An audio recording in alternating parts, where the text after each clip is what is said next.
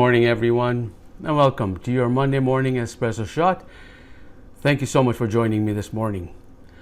Let us begin, as usual, with our heart-focused breathing technique. So begin to place awareness in the area of the heart, taking slow, deep breaths, experiencing these breaths flowing in and out of your heart, and just breathe a little slower, a little gentler than you normally would.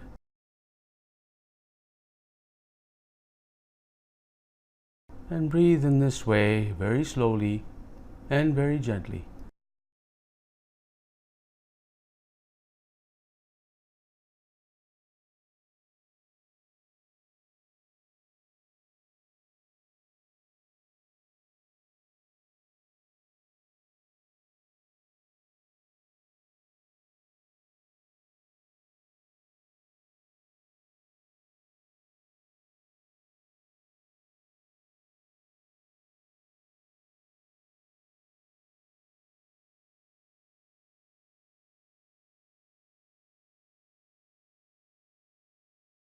Just experience your chest rising and falling with each breath as you're drawing these wonderful oxygen into your lungs.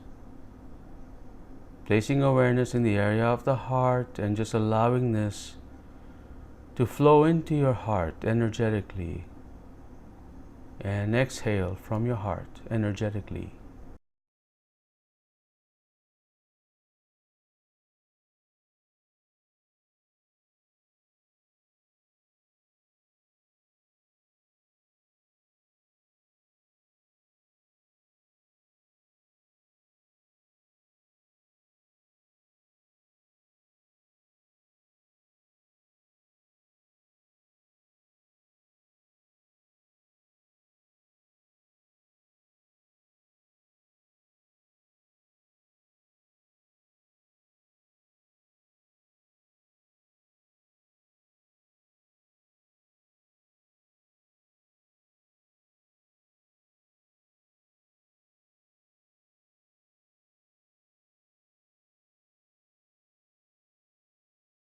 Can you slow your breathing down just a little more? Just slow it down a little more. Take longer breaths.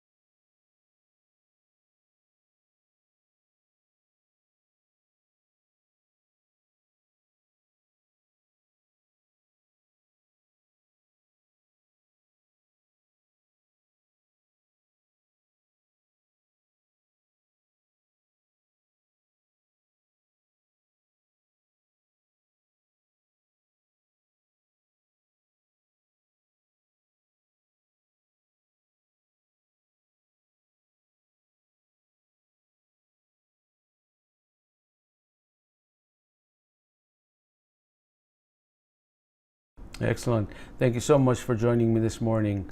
Let us begin our 5-minute chat now. And today's topic is supporting the grieving process. And this is an interesting topic. I have experienced a bit of this last week. A friend of mine had a family emergency in which they had to put their family pet down. And this is a family pet of some 17 years. And it was very difficult for them. And when I got a phone call saying that I have to put this particular feline down, I felt really bad, and I wanted to support the grieving process. A very good friend of mine. So what I did was I canceled all my appointments the next morning because the vet was coming over the next morning. And I expected to be there beside my friend and the feline, because I also loved the cat. As it turned out, she did not ask me to come over. She just said, she's got a 10-year-old daughter. She says, "Can you please just take her out for a drive while this is happening, while we put the cat down?" And I said, "Sure." And I felt really bad, and I thought, I want to be there to say goodbye. And this was something that I struggled with. So I made it all about me. I made it all about my need to want to help somebody else in the grieving process the way I want to help them, not the way they need to help. They need help. So I realized that very quickly as these emotions were coming up for me. These emotions were percolating up, saying, I want to go there. I want to let her know that I want to be there. And not being sensitive to the fact that she needed to grieve in her own way. And that feline has been with her, the cat has been with her for many years, a lot longer than I've known her. So the connection is a lot deeper. So I said yes, I'd be on standby, and I had canceled all my meetings. So I was just at home. She sent me a note saying, no, her daughter wants to stay with her and see through the process. And I really was tempted to let her know that I wanted to be there. And I was so tempted, I almost sent a text, but then I stayed away. I did not. Then I realized that she really needed to have that family time, one-on-one with her daughter, and the process, and she needed that for healing. She did not want to appear vulnerable to anybody outside of her immediate family. And so, having me there would have meant that she would have been experiencing vulnerability in front of me. I mean, she may have not been ready for that. So, it took me a while to reflect upon this. And so I learned a lot, and I want to share with you, the process that allowed me to just hold space for her and not impose myself on the way that I should be be grieving with her. So in other words, whenever you want to help support somebody who's grieving, whenever you want to really dive right in and do everything for them because you feel their pain, you may have gone through that yourself at some point. Resist the urge of imposing things. Now, I'm not talking about the fact that if this person is completely out of sorts, grieving uncontrollably, doesn't even remember to eat anything, and all of those things aside, I'm talking about a grieving process for somebody who has all the faculties together, who knows exactly what he or she needs to grieve. And when you assess that they know what they want, then all you have to do is do whatever you can and just stand by and let them know that you are there to support them. And then you can check in on them once in a while, say, how are you doing? But resist the urge of actually saying, I'm going to come over and I'm going to cook food for you and I'm going to do this, because it doesn't allow them to grieve. It makes them the host, somebody who needs to clean the house and host you. And I realized that when I went through the process. So I wanted to share that with you because for me, it was an area that I hadn't really thought about in the past. And this was the first experience where I had actually stepped back and not wanting to jump in and do all these things for them. So, if this is worth anything, when you are supporting somebody in the grieving process, the best thing for you to do is just to let them know how much you are there for them, and then offer to come over, and then not pressure not pressure them for that, and see and take their cues. All right, so that was my kind of 5 minutes of self-reflection. I hope it was useful for you.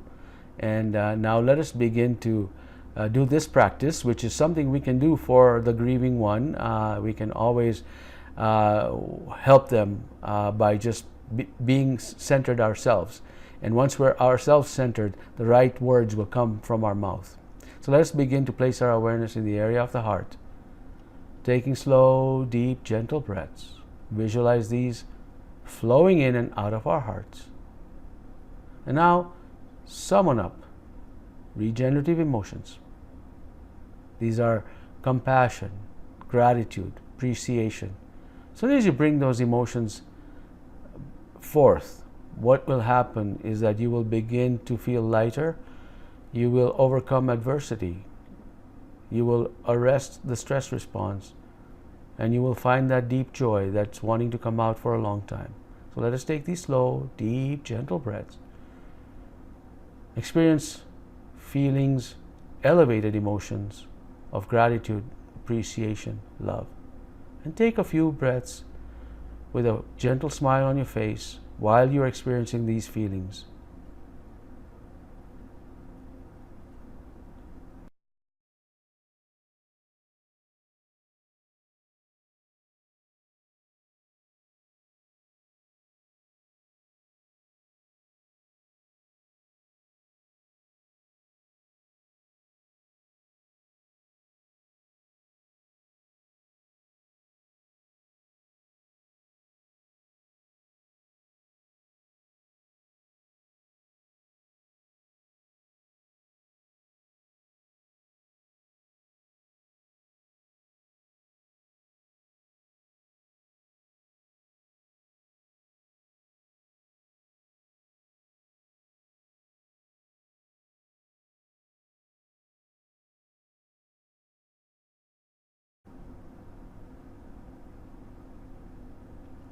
And now give yourself permission to experience a more elevated version of this emotion.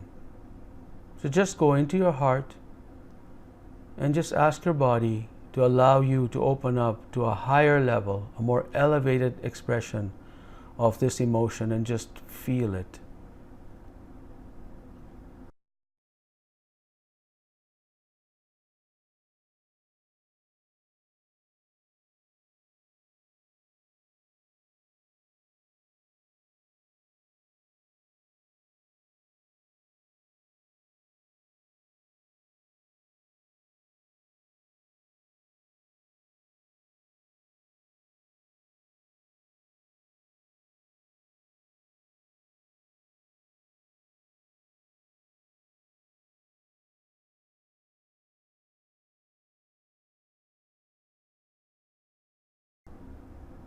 See if you can breathe a little deeper. Exhale a little longer.